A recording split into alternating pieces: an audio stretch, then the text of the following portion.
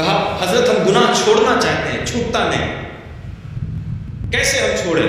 تو حضرت ابراہیم بن ادھم کے پاس بھی ایک نوجوان آ گیا تھا، کہا حضرت کچھ نصیحت فرما دیں، گناہ چھوڑنا چاہتا ہوں، چھوڑ نہیں پاتا ہوں۔ کہا اچھا، پہلی نصیحت ہمیشہ یاد رکھنا، پہلی نصیحت جب گناہ کیا کرو، حضرت ابراہیم بن ادھم نے تم کو گناہ کا جب ارادہ کرنا، اب اس کو نصیحت کرے کہ جب تم گناہ کرو لیکن اللہ کے رزق میں سے نہ کھانا،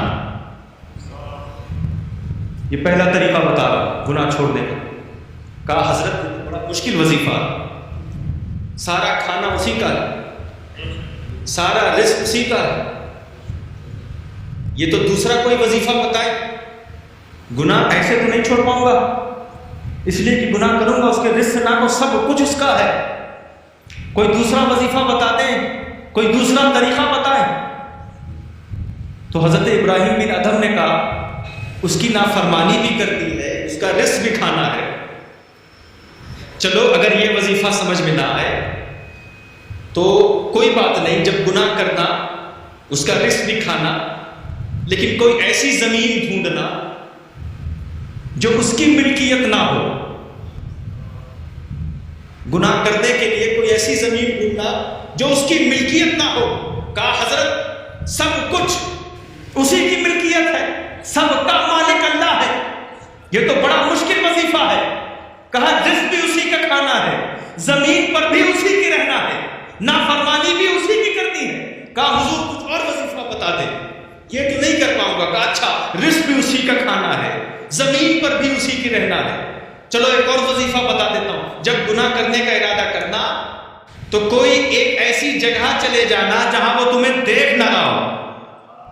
کہا اس کی نظر سے ہم نہیں چھپے، مشرق مغرب جنوب شمال ہم کہیں نہیں چھپ سکتے، ہر جگہ وہ دیکھتا ہے، ہمیں دیکھ رہا ہے۔ کہا رزق بھی اسی کا کھانا، زمین پر بھی اسی کی رہنا، اور تم یہ بھی جانتے ہو کہ ہر جگہ وہ تمہیں دیکھ رہا ہے، پھر بھی گناہ کرتے ہو۔ کہا حضور کچھ اور وظیفہ بتا دے۔ کہا ایک آسان وظیفہ بتا دوں؟ کہا چوتھا وظیفہ۔ کہا ایک اور وظیفہ بتاتا ہوں، جب موت کے فرشتے آ جائیں نا اور تمہاری روح قبض کرنے لگے تو کہنا اے موت کے فرشتوں کچھ مہلت دے دو، توبہ کرو۔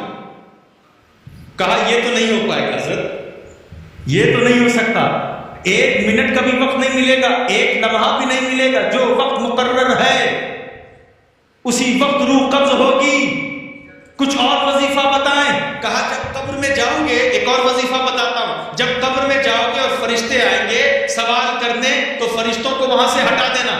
کہا یہ کیسے ممکن ہے، یہ تو میری قدرت نہیں، یہ تو میری طاقت نہیں، یہ میری صلاحیت نہیں، کچھ اور وظیفہ بتائیں۔ کہا جب میدان حشر میں جانا اور جب تم کو سزا سنا دی جائے جہنم کی، وہ سزا جو ہے وہ ٹال دینا۔ کہا یہ میری طاقت کہ میں ٹال دوں میدان حشر میں؟ تو حضرت ابراہیم بن ادھم نے کہا تو کتنا کمزور ہے، نہ رزق تیرا ہے، نہ زمین تیری ہے، نہ اس کی نظر سے تو چھپ سکتا ہے، نہ مہلت موت کے فرشتوں سے لے سکتا ہے، نہ قبر کے فرشتوں کو ہٹا سکتا ہے، نہ میدان حشر کی سزا کو ٹال سکتا ہے۔ جب تو اتنا کمزور ہے تو پھر اپنی مرضی سے کیوں جیتا ہے، اس کی مرضی سے جیا کر، اپنی مرضی سے کیوں جیتا، پھر اس کی مرضی سے جیا کر۔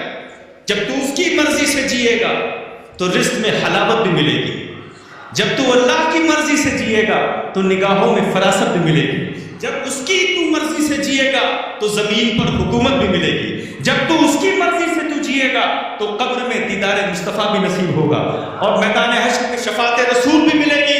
اسی لیے دوستوں اور بزرگوں، جو لوگ اپنی زندگی اللہ کی مرضی سے گزارتے ہیں تو وہ نظام الدین بنتے ہیں، جو خود بھی اس کا رزق کھاتے ہیں اور اللہ ان کے ذریعے سے دوسروں کو بھی رزق دیتا ہے، ان کے لنگر سے دوسرے بھی رزق کھاتے ہیں، پھر جو اس کی مرضی سے اپنی زندگی گزار دیتے ہیں تو پھر وہ صلاح الدین بنتے ہیں، کہ جو خود بھی زمین پر رہتے ہیں اور جو لوگ رہتے ہیں ان لوگوں کی قیادت بھی کرتے ہیں، پھر جو اللہ کی مرضی سے زندگی گزار دیتے ہیں تو پھر وہ اجمیر کے معین الدین بنتے ہیں، کہ جن کی نظر اللہ کی رضا پر بھی ہوتی ہے، بندوں کے دلوں پر بھی ہے. پھر جو لوگ اس کی مرضی سے زندگی اپنی گزار دیتے ہیں تو پھر وہ علاؤالدین ثابت کلیری بنتے ہیں کہ جو اپنی نماز جنازہ میں خود ہی اپنی نماز جنازہ پڑھاتے ہیں.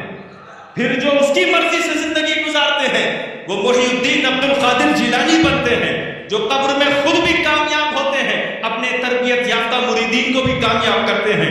پھر جو اس کی مرضی سے زندگی گزار دیتے ہیں تو میدان حشر میں مخدوم اشرف جہانگیر سمنانی بنتے ہیں، جو خود بھی جنت میں جاتے ہیں، اپنے مریدوں کو بھی جنت میں لے جاتے ہیں. اسی لیے دوستو اللہ کی مرضی کے ساتھ زندگی گزارو. جو اپنی مرضی سے زندہ رہا وہ یزید تخت پر بیٹھ کر بھی مر گیا، اور جو اللہ کی مرضی سے جس نے زندگی گزارا وہ حسین